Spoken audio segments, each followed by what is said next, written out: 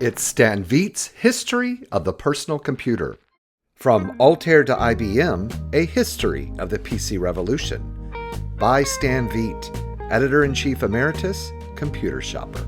Copyright 1993 and 2026 by Stan Veit and A-Books Creativity Incorporated. Read by Randy Kindig and David Greelish. Chapter 16, The Osborne Skyrocket. Educating our customers was a vital part of running the Computer Mart of New York. People came into the store with a lot of misconceptions about microcomputers. They wanted to know more about them, and until they learned, they seldom bought a kit.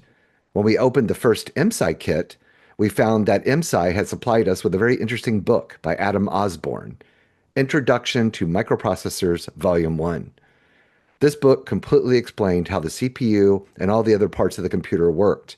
In addition, it was composed of bold type paragraphs and standard type paragraphs. The bold paragraphs explained something, and the standard type paragraphs expanded on the explanation. If the reader was familiar with the information, only the bold paragraphs needed to be read. We love this book, so I called Osborne and Associates, the publishers, and ordered 50 copies. It turned out I was their first wholesale customer outside of MSI. Almost everyone who came into the Computer Mart and was interested in computers walked out with a copy. We sold thousands of Osborne's books over the next few years. Adam Osborne also became one of the industry pundits. His column From the Fountainhead in Interface Age and later InfoWorld magazines became widely read, and he was much in demand as a speaker. In 1979, McGraw-Hill noted the popularity of personal computer books and got into the field by purchasing Osborne Associates, which became Osborne McGraw-Hill Publishing. Adam Osborne had been criticizing all the companies in the infant industry, and now he decided to form his own company and do it right. He had some unusual ideas about what form a personal computer should take.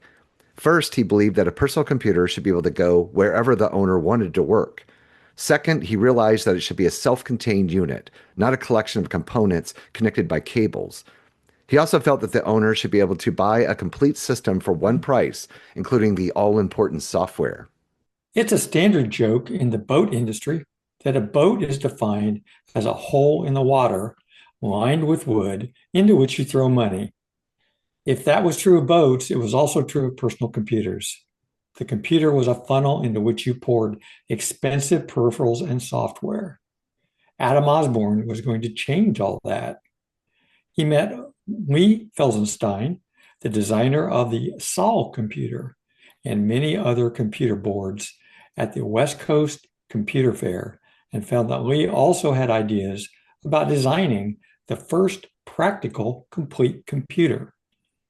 Adam hired him to design a computer that would include his ideas.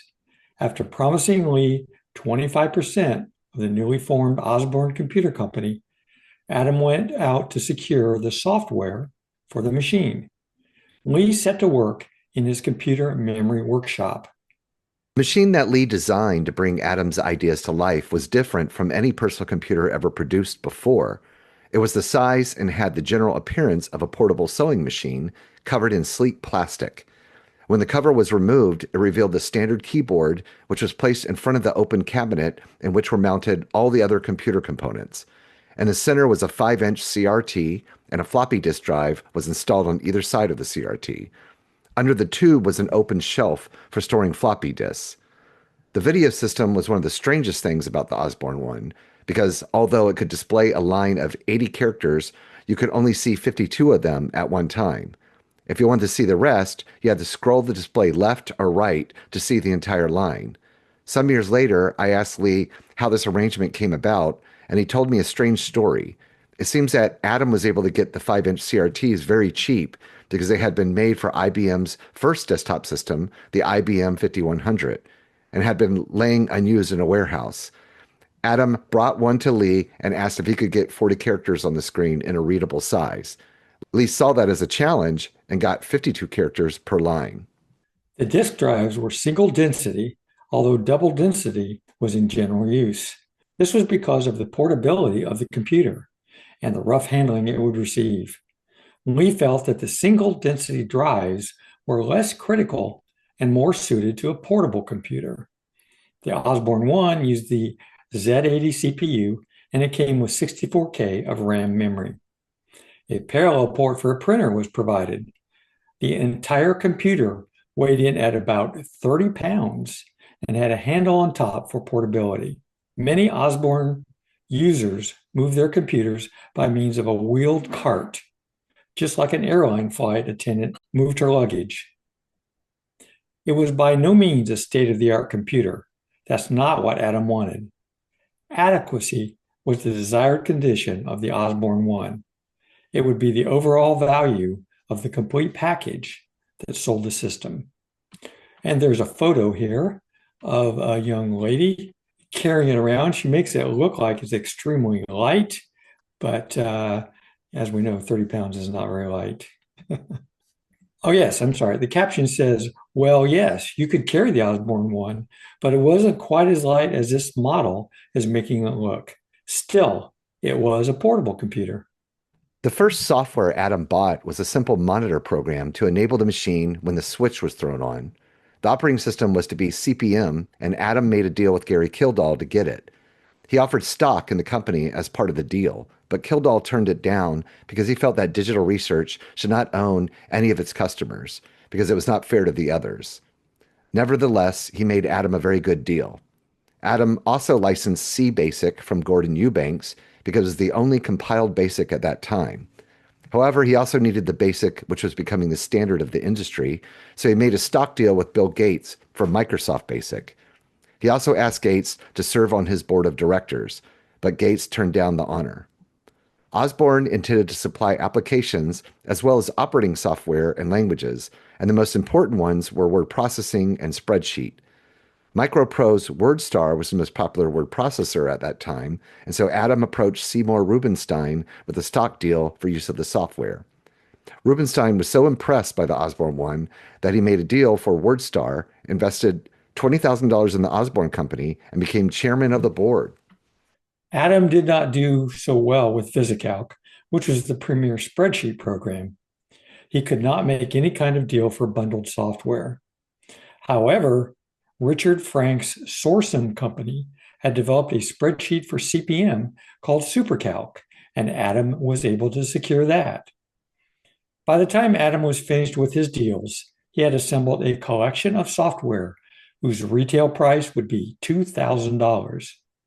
The Bombshell turned out to be the retail price of the Osborne 1, which was $1,795, including the software. The Osborne 1 was introduced in April 1981 at the West Coast Computer Fair in San Francisco. It was by far the hit of the show. Here was the first practical portable computer, and it was being sold at the low price of less than $1,800, including all the programs a user would ever need.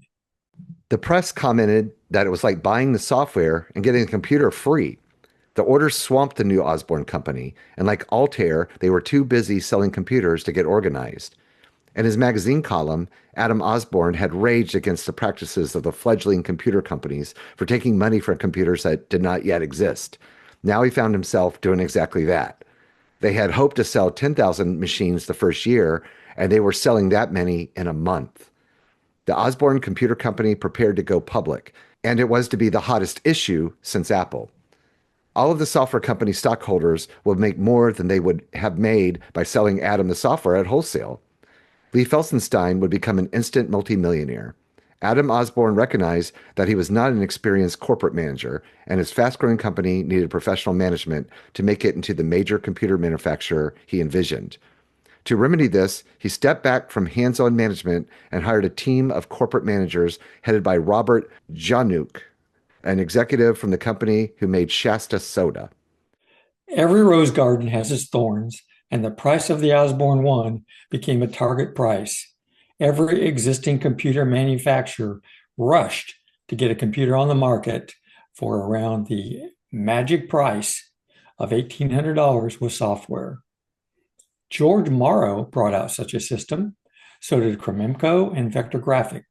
But the worst competition was from Kpro, who introduced a portable with a similar software package, a 9-inch CRT, and offered double density drives. The Kpro was made by a company originally called Nonlinear Systems, who made inexpensive portable oscilloscopes. It was mounted in a cheap-looking sheet metal case, but proved to be a sturdy and reliable portable computer. Still, Osborne sold all the computers they could make and ramped their production to make even more. Meanwhile, Adam had two new machines under development. One was the Executive, a machine that had a larger CRT and corrected all the defects of the original machine. The other was a smaller, more portable computer called the Vixen. When the prototypes of these two new computers were finished, Adam Osborne personally took them on the road to visit the computer magazines. As computer editor of Popular Electronics magazine in New York City, I was one of the first editors he visited. First, I had to sign a non-disclosure agreement, which prevented me from writing anything about the new machines until they were released by the Osborne Company. My boss, Art Salzberg, was annoyed at me for signing this paper. He told me that some other magazines would violate the agreement, but if I signed it, Ziff Davis would expect me to abide by it. It turned out that he was much wiser than I was, for that was exactly what happened. First, the Vixen was canceled, and then there was a big write-up on the Executive and several computer magazines. The result was a complete shutdown on Osborne One computers. The dealers and the public no longer wanted the original machine when a new and much improved model was about to come out. With the increased production line in full operation, the computers piled up in the warehouse. Adam accused the magazines of duplicity, but that didn't restore public confidence in the Osborne One. They might have moved them out at a special sale price, but the replacement Executive machines became delayed in production. Janusz and his experts did not know how to cope with the double problem of overproduction of an obsolete model and failure in production of its replacement. When a salesman made a deal to unload a large quantity of Osborne Ones to a New York discount merchant, Janusz rejected the deal. Without cash flow, Osborne Computer Corporation failed to meet its bills. The underwriters had drawn back from the stock issue, and on September 13, 1983, Osborne Computer Corporation declared bankruptcy. The failure of Osborne Computer became a classic case history study in mismanagement, with the Wall Street Journal and other publications featuring studies of what went wrong. To many in the industry, it was just another case of too rapid growth in an uncharted industry. Yeah, that's the big, Man. or one of the big takeaways about the Osborne, because I used to talk about it in business school for a long time. Oh, did they? I Oh yeah, it didn't. became and it was called the so there's going to be a link in the show notes here, but the Osborne Effect. So it even got a name. So Oh, we'll put a link just to the Wikipedia articles. But oh yeah, it's been studied and uses yeah. marketing examples Not the way and you want to be remembered, right? yeah. But I forgot that Lee Felsenstein had designed it. So Yes, yes, he did, and he's still around. He still talks about it a lot. mhm. He attends a lot of shows. I Yeah, was very able yeah, to interview him very for Floppy active. Days. Very active. In fact, he just recently wrote a book as well about Oh, did he? his career. Yeah. Um, I do Yes. own a couple of Osbornes. Oh, go ahead. Do you have one? I've had one in the past. Yeah. Early on, I had one and it worked. It all worked fine. So I messed around with it a little bit and that's about it. I never like dug inside of it or anything like that. One time I've also seen one where someone had an external display off of it. You could buy an external display that worked on it. I assume it worked with other ones, maybe too. But yeah. Yeah, I think it had a standard port on it that you could connect Yeah. CGA, I an guess. external. Maybe or MGA or whatever it was, mono. Not even sure. Here I've got one and I couldn't even tell you what it is because I've had it out for a while. I have an Osborne one, and I do have one of the executives as well. Uh, Nice. one of the problems one of the problems with the executive is that the handle was made out of leather, Uh, and guess what? That has not survived for 40 years. yeah. Surprising that little So the 5-inch display was pretty sharp, at least what I remember. Yeah, yeah, yeah, I mean, that's pretty teeny tiny, but it's pretty pretty sharp. little. So, Yeah. One tip, if you ever get one, is make sure that you recap the power supply right mhm. away, because I I said I've got two Osbornes. Both of them uh, blew their the big cap called the reefer cap on the Mhm. power supply, and so they both had to be recapped. I didn't have any choice. So one of them blew up here at home, and I had the blue smoke, and then one of them I took to our local computer club meeting, and it Yeah, blew blue there. there. It Yeah. stinks. So, oh, Yeah, that those stinks stink. so bad. I've had it Yeah. happen a couple times on a couple different machines. It's kind of true of any computer at this point, pretty much over 25 years old, I'd say. It's like I think a lot of the serious like do you do that yourself? That's something you can do? Replace those, It's recap actually and stuff? it's pretty easy to do that. I mean, Yeah. replace a capacitor is not hard But at I know all. a lot of collectors and stuff, they'll do that right off the bat. They'll just recap everything Yeah. because it's kind of But a it's yeah. particularly bad, I know, on the Um, Osborne because yeah. like every machine will blow the roof if you don't replace Well, and I it. think that's also true on like the TRS-80s, you tell me Model 3s and 4s, the ones where they share, where they're all in ones and share the analog, I guess there's an analog board and the power supply, you know, My for 4P, everything. yeah, my 4P did that as well. That actually did it. You probably remember because I was at VCF Southeast Oh, and it did it. Yeah, yeah, I a do couple now. I years do remember. ago, and it did it at the show. But the only time it's happened to me, it happened to me, I don't remember what the machine was at a show, and it happened to me in my dining room at home. And the one time it happened at home, it was a Model 3, a TRS-80 Model 3. Model 3, So okay. yeah. Hmm. So and it still ran though. Like I turned it off immediately, and then it's still. If I'm remembering correctly, it Yeah, still ran. they will still run, but it's best to replace the cap. So we'll have your two part interview with Lee Felsenstein from Floppy Days, and also you just released that those interviews from the Byte 50th the Byte Shop 50th anniversary, and he's in that too, He right? is. Yes, Yeah, he talks about the time he spent at the bike shops, yeah. and So we'll he put was it. actually at that 50th anniversary event in Mhm. December. So I haven't had a chance to watch the whole thing, but I watched like the first like 10 minutes or whatever. And when I saw you released it, but we'll have to, we'll add that. Let's see. For me, again, Stan in the book, of course, he mentions about the failure and I guess by the book was published in 93, which is a good 10 years later. So I guess that was already, established yeah, history, like lore at that point. yeah. So, but I'll put a link to the Wikipedia article about the Osborne effect. It's interesting. Um, Something else I was going to mention is a lot of times people consider the Osborne. Well, I was going to talk about the debate of the first. This is something that comes up all the time about different computers. And so the Osborne is generally considered the first, like, personal, the portable personal computer. But obviously, the caveat is the first commercially successful, mass produced portable computer or luggable. So there were a couple of interesting ones before it, and I list two here, and there'll be links. But one was the IBM 5100, but which was not sold as far as like to consumers. 1975 for that one. So it wasn't sold to consumers. It was very Wow, expensive. You ever heard of that that one? was Had like a big early. cartridge thing. And well, there's a link in the show notes. I don't have a picture ready, but I was going to show two pictures here, and I'll put them in the video, of course, so you don't have to try to look at this book on camera here. But the other one, I remembered, you never really heard of that. It was from the digital group called the Byte Master.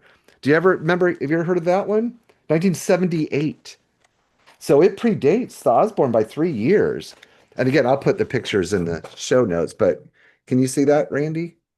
I do see it. Yeah. Now, I was trying to figure out how many were sold, but this is from another 1993 book which was like the very first kind of guide. I'm sorry, this I'll put it up on the screen better, but I know because of the dumb autofocus.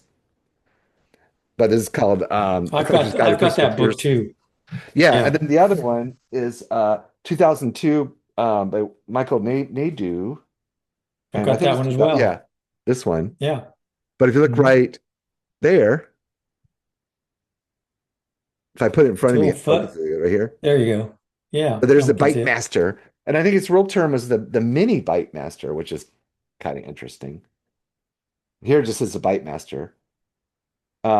Anyway, but again, obviously they didn't sell a lot of them. I think it was also first offered as just a kit. So there's the caveats of that versus the Osborne one was a, fully fleshed out uh, portable personal computer you could buy and it's all ready to go. And of course, it even came with software and stuff. So you could get running with it Right. right away.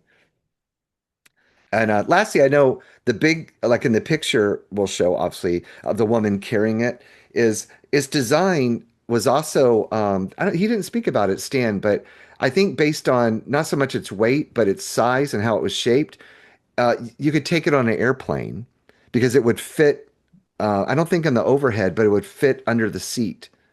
And so therefore you could actually fly with it. I think was another interesting that it's the first truly portable computer you could like even fly somewhere with. I think the planes might have had more room in Back then, under the yeah. seats back then than they do today. I don't know that it would fit under a seat today, Yeah, but I don't think so either. They were a lot roomier and what's that, 40 yeah, plus years ago? yeah, yeah. And you could carry it up to the cocktail lounge, and the bump out of the Right. 747 Go jumbo work. jet or whatever. So I think we talked about this before the show. So next time, chapter 17 is really short, very short, and 18 as well. So I think we're going to try to. You think we should put two chapters in one recording? Why not, I guess? Or we could split them up, but what do you think? Well, I guess we'll decide. But right, we're going to go ahead and read two at one time. So they'll come out pretty either together or pretty much back to back. We certainly can. Yeah, why not? So chapter 17 is vector graphic, which was mentioned in this chapter, computers with style. And then Eh, chapter eh, 18 is The the digital digital doorstop, doorstop. the Oh, yeah. ZX80. Yeah, Yeah. yeah. So Sinclair, the digital Yeah. doorstop. Yeah. You can tell right off the bat what Stan thought of the Z80, I And guess. oh yeah, I was gonna say it sounds like you've been hanging around a lot of British and Australian people apparently Yeah. saying Yeah. Zed. Oh, yeah, that's exactly right. I've done so many interviews with people about Sinclair machines and Yeah, and other UK machines that I've gotten in the habit of saying Z80 instead of Z80. I yeah. don't know. I It noticed seems when it I seems was, appropriate for the ZX80 because it yeah, was ultimately sold few of them in the States, but it was mostly an English, British computer only sold over there. And of course, they all refer to it as a ZX80. So it seems, yes. yeah, with the Z80 processor, microprocessor. Yeah, neat machine. I like the Osborne. I think it is an important milestone Yeah, I liked it too. for computers. But that's why I got in the hobby. I'd own one of everything if I could. Right, And had space. right. Especially an Apple One. Yeah. So, all right. We will see you next time on the next round. All right. Thanks, everyone. Thank you.